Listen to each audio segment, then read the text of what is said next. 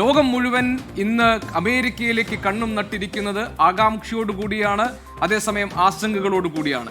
പ്രതീക്ഷകൾ ഒട്ടും മങ്ങാതെയാണ് അമേരിക്കൻ ജനത ഈ മണിക്കൂറുകളിൽ ഈ ഡൊണാൾഡ് ട്രംപിന്റെ രണ്ടാം വരവിന് വേണ്ടി കാത്തിരിക്കുന്നത്. ക്രിസ്റ്റിന, 47ാം പ്രസിഡന്റായ ഡൊണാൾഡ് ട്രംപിന്റെ സത്യപ്രതിജ്ഞാ ചടങ്ങുകൾ തുടങ്ങാൻ പോവുകയാണ്. അതെ ഗുബി, എല്ലാവരും ഇപ്പോൾ ഒരല്പം തമാശ കലർത്തി പറയുന്നതാണെങ്കിലും അമേരിക്ക പഴയ അമേരിക്ക ആണെങ്കിലും ട്രംപ് പഴയ ട്രംപ് അല്ല എന്ന് പറയുന്നു. കൂടുതൽ പക്വതയാർജിച്ച, കൂടുതൽ കരുത്താർജിച്ച ട്രംപാണ് ക്യാപിറ്റോൾ ഹിൽസിലേക്ക് മടങ്ങിയെത്തുന്നത്. കഴിഞ്ഞ വർഷം അപമാനിതനായി കഴിഞ്ഞ 4 വർഷങ്ങൾക്ക് മുമ്പ് തിരിച്ചിറങ്ങിപ്പോയ അവിടേക്ക് തന്നെ അഭിമാനത്തോടുകൂടെ വരുന്ന ഒരു ട്രംപിനെയാണ് ഇന്ന് കാണാൻ സാധിക്കുന്നത്. പക്ഷേ ഡൊണാൾഡ് ട്രംപ് എത്രത്തോളം മാറിയിട്ടുണ്ട്, ഡൊണാൾഡ് ട്രംപിന്റെ നയങ്ങൾ എത്രത്തോളം പുതുമകളോടുകൂടിയാണ് വരുന്നത്, അയൽപ്പക്ക രാജ്യങ്ങളോട്, ഇതര രാജ്യങ്ങളോടുള്ള അമേരിക്കയുടെ നയസമീപനങ്ങളിൽ വരാൻ പോകുന്ന മാറ്റങ്ങൾ എന്താണ്, കുടിയേറ്റക്കാരെ ഏത് നിലയ്ക്കായിരിക്കും ഡൊണാൾഡ് ട്രംപ് ഭരണകൂടം പരിഗണിക്കാൻ പോകുന്നത് എന്നുള്ള ചോദ്യങ്ങൾ അവശേഷിക്കുന്നുണ്ട്. പക്ഷേ അമേരിക്കൻ ജനത തികഞ്ഞ പ്രതീക്ഷയോടുകൂടി ട്രംപിന്റെ രണ്ടാം ഊഴത്തിനു വേണ്ടിയുള്ള കാത്തിരിപ്പിലാണ്. എന്തൊക്കെ അത്ഭുതങ്ങളാണ് ട്രംപ് ഭരണകൂടത്തിന് കാഴ്ചവെക്കാൻ ഉണ്ടാവുക, ഏത് തരത്തിലുള്ള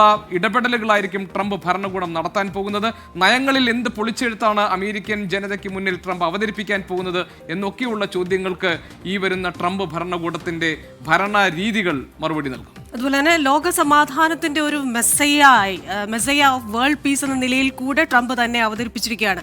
കാരണം താൻ 20-ന് സത്യപ്രതിജ്ഞ ചെയ്യും മുമ്പ് ഗസയിൽ ബന്ദികളുടെ മോചനം സാധ്യമാകണം, വലിയ കടുംപിടുത്തമായിരുന്നു. അപ്പൊ ഇസ്രയേൽ എത്രത്തോളം അതിനെ എതിർക്കാമോ അത്രത്തോളം ട്രംപിന്റെ സമ്മർദ്ദം നീണ്ടു. ഒടുവിൽ അത് സാധ്യമാവുന്നത് നമ്മൾ കണ്ടു കഴിഞ്ഞ രാത്രി. ഇപ്പോൾ ഏറ്റവും പ്രധാനപ്പെട്ട കാര്യം ക്രിസ്റ്റിന, ഈ ഡൊണാൾഡ് ട്രംപിന്റെ വിമർശകരെ മാപ്പ് നൽകിയിരിക്കുകയാണ് വളരെ സമർത്ഥമായി ജോ ബൈഡൻ. അതായത് സ്ഥാനം ഒഴിയാൻ വേണ്ടി മണിക്കൂറുകൾ മാത്രമുള്ളപ്പോൾ പ്രത്യേക സവിശേഷ അധികാരം ഉപയോഗിച്ചുകൊണ്ട് ഡൊണാൾഡ് ട്രംപിന്റെ വിമർശകർക്ക് മാപ്പ് നൽകിയിരിക്കുന്നു എന്ന് പറഞ്ഞാൽ ട്രംപ് ഭരണകൂടത്തിന് അവരെ പ്രോസിക്യൂട്ട് ചെയ്യാൻ കഴിയില്ല എന്നല്ല. അതെ, അങ്ങനെ പല നയങ്ങളുണ്ട്. അതുപോലെ തന്നെ ഇന്ത്യയും ഉറ്റുനോക്കുകയാണ് എന്താണ് ട്രംപിന്റെ ഇന്ത്യയുമായി ബന്ധപ്പെട്ട നയമെന്ന്.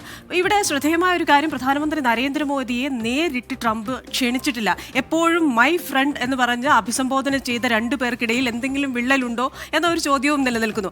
ഔദ്യോഗിക പ്രതിനിധിയായി ഡോക്ടർ എസ് ജയശങ്കർ അവിടെ എത്തിയിട്ടുണ്ട്. പക്ഷേ എന്തുകൊണ്ട് നരേന്ദ്രമോദിയെ നേരിട്ട് ക്ഷണിച്ചില്ല? അതേസമയം ചൈനീസ് പ്രസിഡന്റ് സി ജിൻപിങ്ങിനെ വിളിക്കുകയും ചെയ്തു. അദ്ദേഹത്തിന്റെ തൊട്ടടുത്ത ആളെ അദ്ദേഹം അങ്ങോട്ടേക്ക് വിടുകയും ചെയ്തു. അപ്പോൾ ഇങ്ങനെയുള്ള കാര്യത്തിൽ ഇന്ത്യയുമായുള്ള ബന്ധം എങ്ങനെയായിരിക്കും?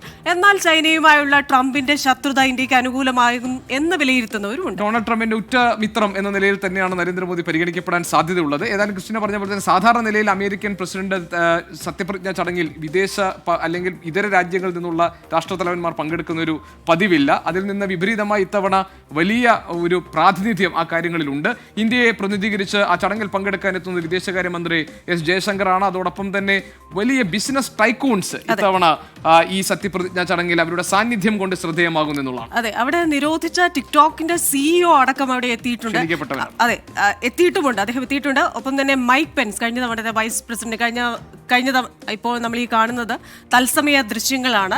ക്യാപിറ്റോളിൽ റോട്ടൻഡ ഹാളിൽ നിന്നുള്ള ദൃശ്യങ്ങളാണ് കാണുന്നത്. ടെക് ടൈക്കൂൺസിനെ ഒക്കെ നമുക്ക് കാണാം. മാത്രമല്ല ഇന്ത്യയിൽ നിന്ന് മുകേഷ് അംബാനിയും ഭാര്യ നിത അംബാനിയും കഴിഞ്ഞ ദിവസത്തെ പാർട്ടിയിലടക്കം പങ്കെടുത്തിട്ടുണ്ട്. ഇന്നിപ്പോൾ ഈ സത്യപ്രതിജ്ഞാ ചടങ്ങ് വീക്ഷിക്കാനും അവരോട് ഉണ്ടാവും.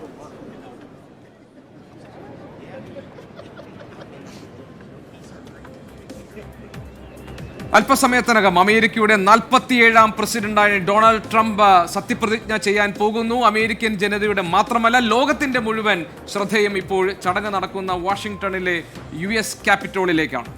സാമ്പത്തിക, സൈനിക, നയതന്ത്ര മേഖലകളിൽ ട്രംപിന്റെ വരവോടെ എന്തൊക്കെ മാറ്റങ്ങളാണ് ഉണ്ടാകുക എന്നാണ് ലോകത്തിനറിയാനുള്ളത്.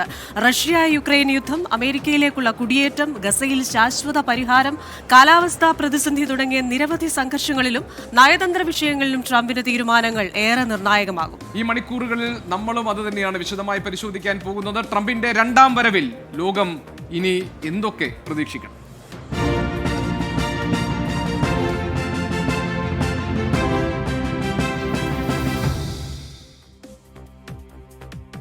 ഡൊണാൾഡ് ട്രംപിന്റെ ഈ രണ്ടാം ഊഴം, അതിന്റെ സത്യപ്രതിജ്ഞ ചടങ്ങിന്റെ തത്സമയ വിവരങ്ങൾക്കൊപ്പം തന്നെ ഡൊണാൾഡ് ട്രംപിന്റെ ഭരണകൂടം നയങ്ങളിൽ വരുത്താൻ പോകുന്ന മാറ്റങ്ങൾ എന്തൊക്കെയായിരിക്കും, ഇന്ത്യ അടക്കമുള്ള രാജ്യങ്ങൾ എങ്ങനെയാണ് ഡൊണാൾഡ് ട്രംപിന്റെ രണ്ടാം വരവിനെ കാണേണ്ടത്, ലോകത്തിന് ട്രംപ് രണ്ടാമതും അമേരിക്കയുടെ അധികാര പദവിയിലേക്ക് വരുമ്പോൾ എന്തൊക്കെ സന്ദേശങ്ങളാണ് നൽകാൻ സാധ്യത? എവിടെയെങ്കിലും വിപൽ സന്ദേശങ്ങൾ ഒളിഞ്ഞു കിടക്കുന്നുണ്ടോ? അതായത് ട്രംപിന്റെ രണ്ടാം ഊഴം ആ നിലയ്ക്ക് വലിയ രീതിയിൽ ലോകമാകമാനം ശ്രദ്ധിക്കുകയും അതോടൊപ്പം തന്നെ ചർച്ച ചെയ്യുകയും ചെയ്യുന്ന പശ്ചാത്തലത്തിൽ ഈ സെറിമണിയുടെ ഈ സത്യപ്രതിജ്ഞാ ചടങ്ങിന്റെ സമ്പൂർണ്ണമായ വിവരങ്ങൾ നിങ്ങൾക്ക് തത്സമയം നൽകുന്നു. അതോടൊപ്പം തന്നെ അമേരിക്കയിൽ നിന്ന് ഞങ്ങളുടെ ടീം റെഡിയായി നിൽക്കുന്നു. പി ജെയിംസ് നമ്മളോടൊപ്പം ചേരുന്നുണ്ട്. അല്പസമയത്തിനകം തന്നെ ഏത് തരത്തിലാണ് ട്രംപ് ഭരണകൂടത്തിന്റെ രണ്ടാം വരവ്, എന്തൊക്കെ ചലനങ്ങൾ ഉണ്ടാക്കുമെന്ന കാര്യം വിശദമായി പരിശോധിക്കാൻ അല്ലേ കൃഷ്ണ? അതെ, അപ്പോൾ ആ രണ്ടാം ഊഴം ഇന്ത്യൻ സമയം രാത്രി 10:30 വാഷിംഗ്ടണിലെ US ക്യാപിറ്റോളിലാണ് ഈ ചടങ്ങുകളൊക്കെ നടക്കുക.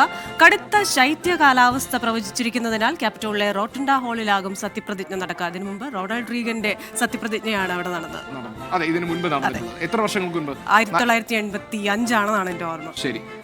47ാമത് അമേരിക്കൻ പ്രസിഡന്റായ ഡൊണാൾഡ് ട്രംപിന്റെ സത്യപ്രതിജ്ഞ നടക്കാൻ പോകുന്നു. അല്പ നിമിഷങ്ങൾക്കുള്ളിൽ നമുക്ക് അതിന്റെ വിശദമായ കാര്യങ്ങൾ പരിശോധിക്കാം.